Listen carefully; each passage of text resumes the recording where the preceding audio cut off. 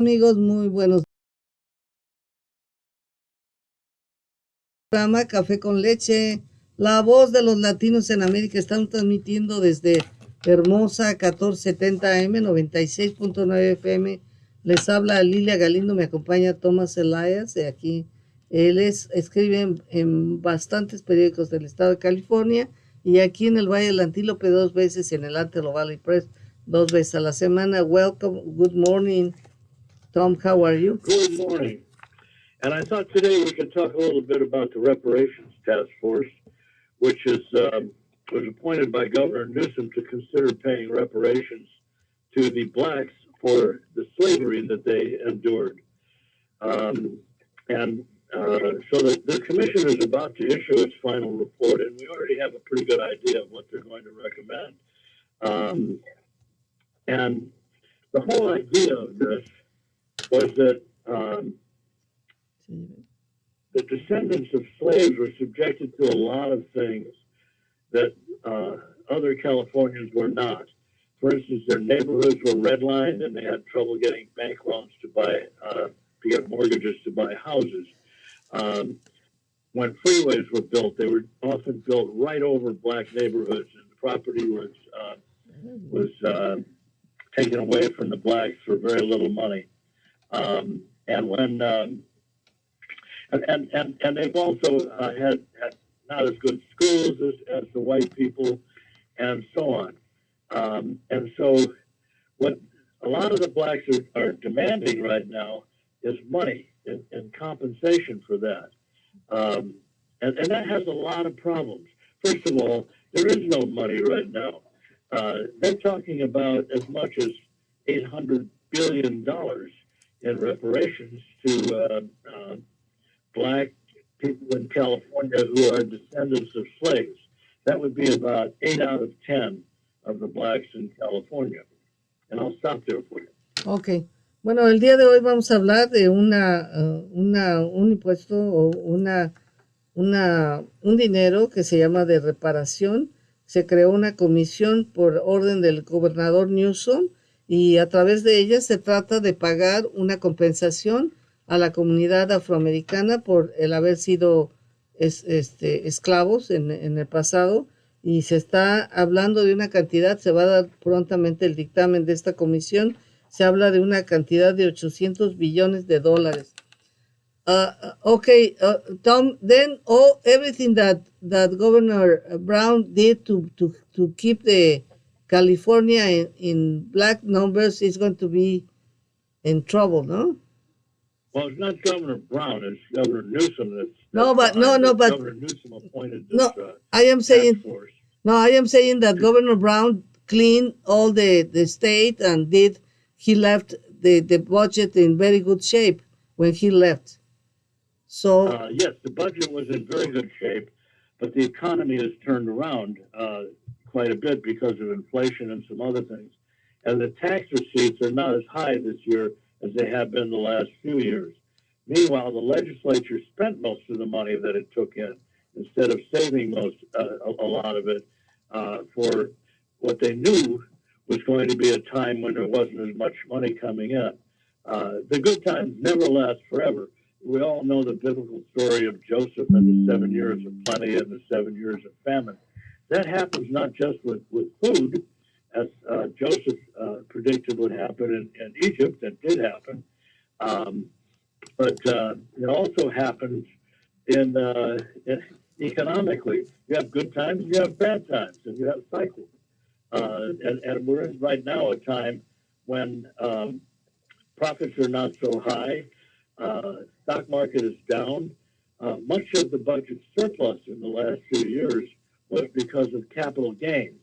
People selling stock for much higher than they bought it for. People who got stock options at a pretty low price and then sold off the stock a few years later for much more money than they paid for it. And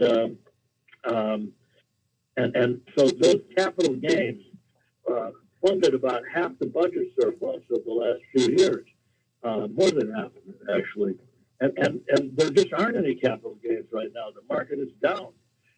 My own my own stock portfolio, which isn't as big as many people's, is down. Maybe yours is too, Lily. I don't know.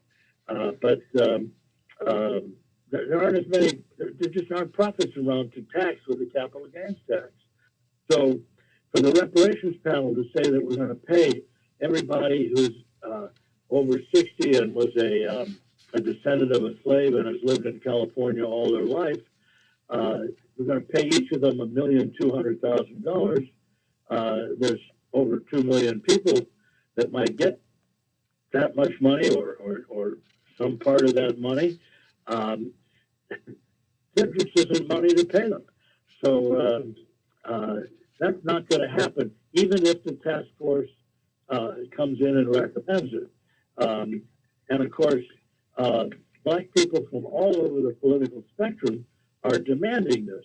Here's what Barbara Lee said, the African-American congresswoman from Oakland, who's running for the Senate right now to replace Dianne Feinstein. She said the other day, reparations are not a luxury, but a human right long overdue for millions of Americans. We are demanding that the government pay. Well, I think that one statement is going to lose her the Senate race. Ya, bueno, nos está hablando de esta situación que implicaría un gasto del gobierno de California por $800 millones. Se trata de dar a la comunidad afroamericana, a todos aquellos que son mayores de 60 años, que han vivido todo el tiempo en California, que son descendientes de esclavos, de los que fueron esclavos en el pasado, 1.200.000 a cada uno. Y dice, esto pues implicaría un gasto de 2 billones. Dice, entonces lo que se trata de, lo que estábamos discutiendo también era de cómo el gobernador Brown había limpiado el presupuesto. Y lo que nos dice Tom es dice, acuérdense que ahorita el mercado de valores está muy bajo, las inversiones han bajado. Estamos en una economía en un ciclo bajo porque todas las economías tienen ciclos altos y ciclos bajos. Y aquella abundancia que hubo a través de las acciones del gobernador Brown, pues ya no está. Y dice, y ahorita lo que está diciendo una de la Casa de Representantes, que es afroamericana y que quiere ascender a la posición de la senadora Feinstein, que ya le están pidiendo que se retire. Ella está diciendo que es un derecho que debe ser pagado y bueno, pues dice, él cree que no va a proceder, aunque la comisión lo recomiende, que no va a proceder. Okay, now you can continue, please, Tom. Okay, so this whole plan has very big legal problems. For one thing, the 14th Amendment to the Constitution of the United States says that everybody will be treated equally under the law. But this proposal would treat the blacks much differently than it treats anybody else. There's no compensation in here for the Chicanos and how their neighborhoods have been redlined and how their neighborhoods have been built over by freeways and other things. There is no compensation in here for Jews who were not allowed to buy property in many neighborhoods for more than 100 years in California because there were covenants in real estate deeds that said that nobody could sell their property to Jews. So there's no compensation in here for the Native Americans, the Indians, who were actually literally enslaved in California for many years.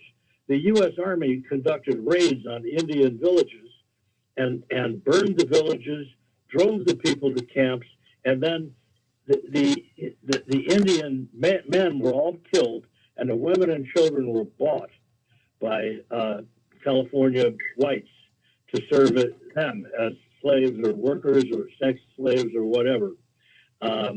And there's no compensation for any of them. It's only blacks.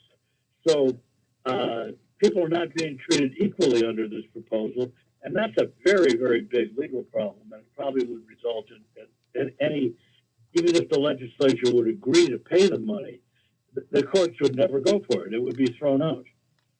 Bueno, dice, en esta situación, en esta compensación que se está discutiendo, hay un problema legal. Dice la enmienda número 14 de la Constitución, dice que todos deben ser tratados igualmente bajo la ley. Dice, y definitivamente esto no es igualdad, dice, porque hay muchos hispanos que han sido afectados por todo lo que ha sucedido.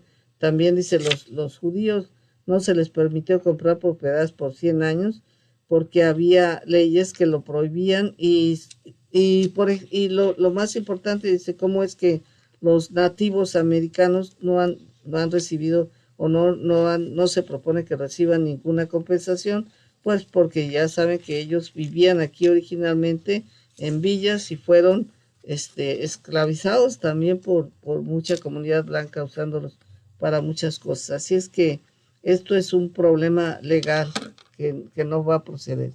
So who has the decision there? Who is going to vote yes or not? Well, this is going to go to the legislature, and if the legislature were to pass a plan like this, you can bet there would be a referendum on the ballot in the next election to throw out whatever the legislature did. So it's not going to happen. Now, there may be other forms of compensation, like for people whose homes were bulldozed to make way for freeways and that sort of thing. Mm-hmm. They may get some money for that. They also may get, and they probably should get, preferred college admissions because their schools have been so bad that they couldn't make the grades and the test scores to compete with whites. And the same is true for Latinos, of course. But see, that would be affirmative action without calling it affirmative action. And Proposition 209, passed in 2002, forbids affirmative action in California. So you'd have a problem even doing that. But what you could do is, for instance, since we know that healthcare has been inferior for blacks from the beginning of statehood for California, we know that. So we could build new hospitals and clinics in some of these poor neighborhoods, and that would be a help. Tom, there are other things that can be done. Other than just giving people money. The time is gone, Tom. I'm so sorry. Okay. We have to go, but it was a pleasure. It's all a very interesting subject. Yeah, thank you so much for your participation. Mañana les digo de qué se trató, amigos. Muchísimas gracias. Que tengan. My pleasure. Thank you. Hasta la vista. Hasta la vista. Bye bye. Oye, ¿me queda nada? ¿Ya no me queda nada para traducir? Ay, ¿cómo serás?